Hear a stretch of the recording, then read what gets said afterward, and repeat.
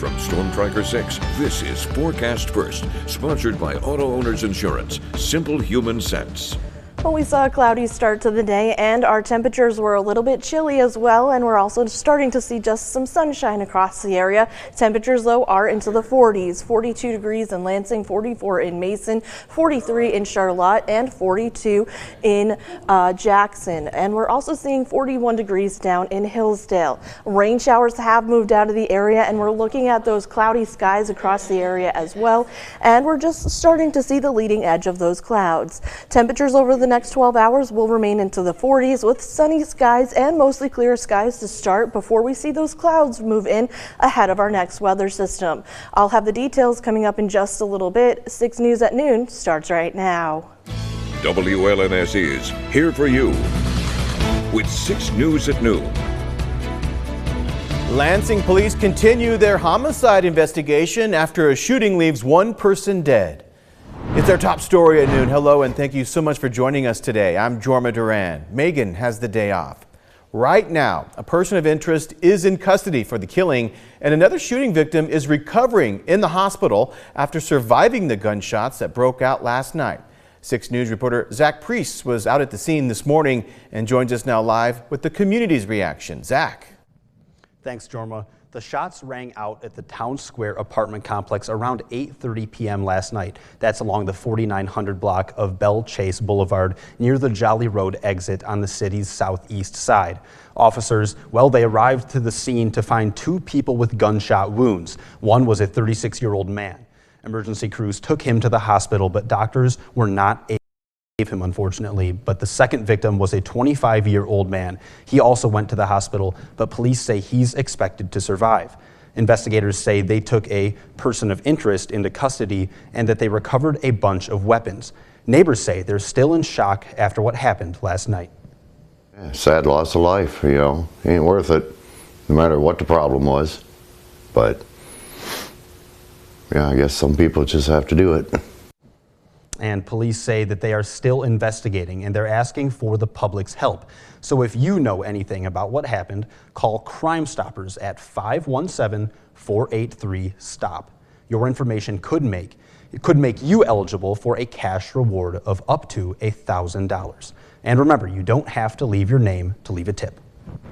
We're hoping to learn more about the identity of the man who died and the person of interest police have in custody. Stay tuned. If we learn either of those things, we'll make sure to update our online story, and we'll have more on this story on TV later tonight. Jorma. Zach, thank you very much. Last night's killing marks the 11th homicide in Lansing this year. 9 of those were fire. 3 of the victims were teenagers. The 11 homicide victims is down from the previous 3 years, including the record 25 people who were killed back in 2021. We'll have more on this story coming up later tonight on later editions of 6 News. And remember, we'll also keep you up to date online, whether it's about this latest case or updates from others. Just head to our website, WLNS.com. Firefighters across mid-Michigan are breathing a little easier right now after a few fires sparked up over the last day or so. This is a picture from a fire that happened in Jackson yesterday. Our media partners at the Jackson Citizen Patriot report that fire crews got called out just after 10 a.m. They rushed out to a house near the intersection of East North Street and North Elm Road. That's where they found a fire in the living room. Fire officials say they were able to keep the blaze contained to that area. Our friends at Michigan Fire Alert say no one was home at the time and no one was hurt. And firefighters were up early this morning in Mason after a fire broke out at Capital Steel and Wire.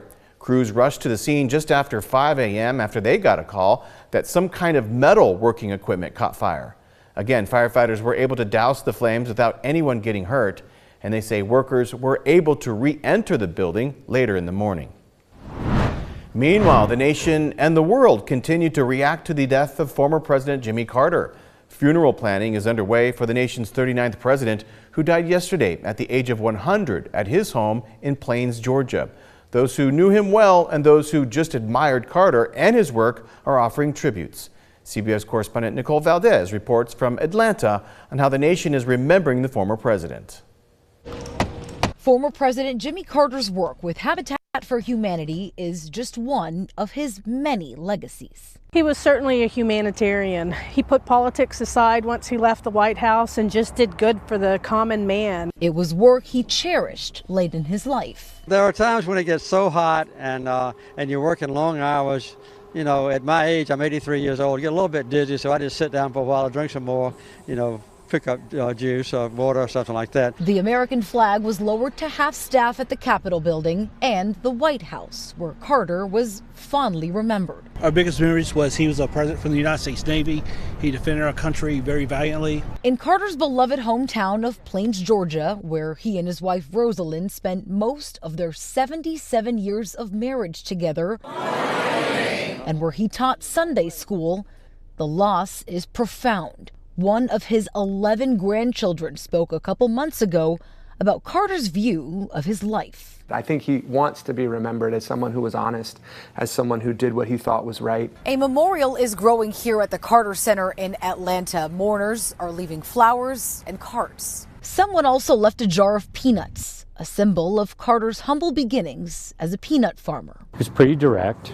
He was soft-spoken. Carter was the nation's longest living president. His goodbye includes a service here at the Carter Center and state funeral in Washington on January 9th, before he's laid to rest in Plains next to his wife. Nicole Valdez, CBS News, Atlanta.